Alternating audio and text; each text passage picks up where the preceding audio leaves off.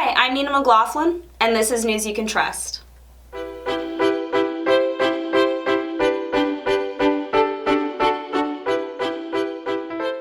When Governor LePage first took office following years of Democratic control, the rainy day fund was less than $200,000. Just this past week, the Bangor Daily News released an article explaining how we now have a $1 billion cash pool in the state of Maine. What does this mean? This means that our state treasurer no longer has to borrow from other state accounts in order to pay the state's bills. Maine State Treasurer Terry Hayes said, quote, "There is a pattern that I can see that I believe is indicative of the fiscal benefits of policies that have been put in place under the LePage administration and the people who work for the governor. There are multiple factors that contribute to this. The improvement in the economy is a big factor, but fiscal management has made a significant difference in what these numbers look like." On behalf of the Maine Republican Party and the people of Maine, we'd like to thank Governor LePage for all the hard work he's put into improving our state. If you would like to send your thanks to Governor LePage, please go to mainegop.com/thankyouGov.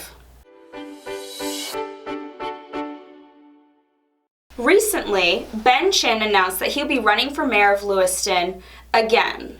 Ben Chin is a longtime community organizer for the Maine People's Alliance, an organization which in the past has been linked to such notorious events as the robbery of an elderly woman's home and releasing flyers that called a wheelchair-bound representative spineless. The last time Ben Chin ran, he declared that his top priority was ensuring that non-citizens could have the right to vote in local elections. He also wanted to make sure that non-citizens could receive welfare benefits. It is clear to us that Ben Chin's top priority is not Mainers. If you'd like to learn more about Ben Chin, go to therealbenchin.com.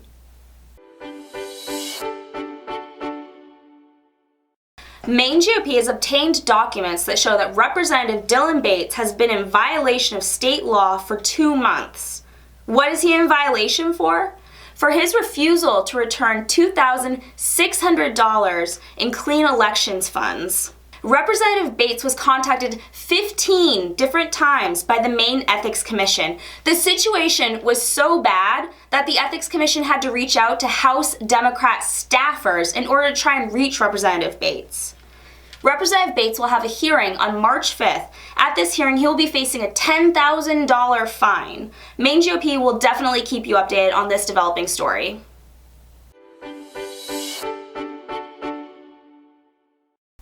Tuesday night was President Trump's first joint address to Congress.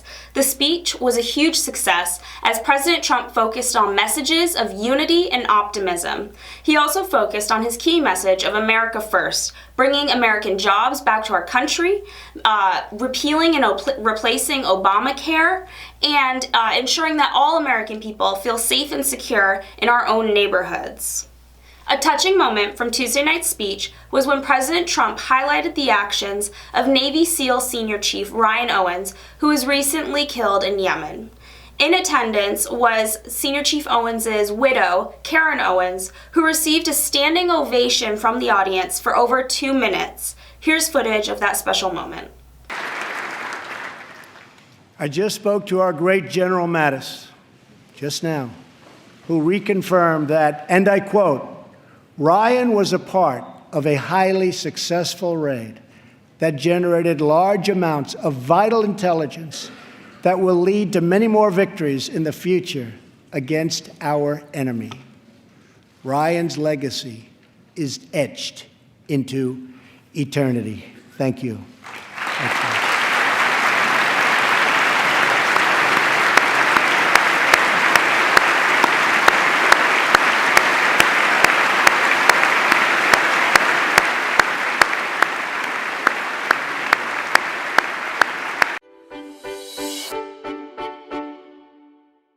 And now, a quick FOA update. On Wednesday afternoon, Maine GOP received notification from Representative Ryan Tipping's legislative aide that they are intending on withholding some information that we specifically requested in our FOA. If this isn't the actions of someone who is guilty, then I don't know what is. Wednesday afternoon, Senator Dana Dow from Lincoln County issued a press release on his plans to repeal the 3% surtax while still hitting the 55% funding goal for education. Senator Dow said, quote, "This new income tax rate makes our state uncompetitive both on a regional and national scale. As a result, we've already started to see businesses, healthcare professionals, and other affected citizens leave our state, taking jobs and resources with them because they can't afford to operate here under these conditions."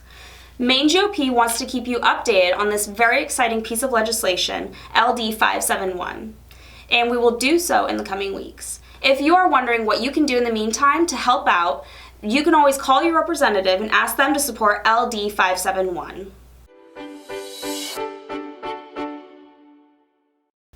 On a lighter note, the Maine Republican Party would like to acknowledge a recent column by Portland Press Herald editor Greg Kesich.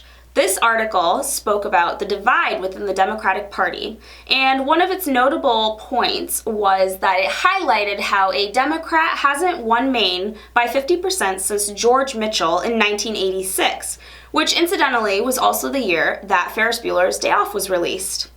Mr. Kesich says, "One statewide winner in 30 years is not a good sign that people are responding to your message."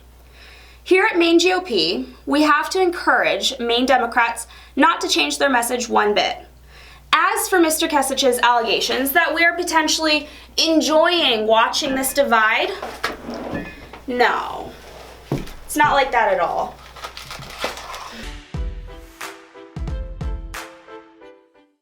Thank you for watching this episode of News You Can Trust. Be sure to share it with your friends on social media. For more videos, subscribe to our YouTube channel. And if you'd like to see more information on what we're doing at the party, go to mainegop.com. We know we're not reporters, but you can trust us.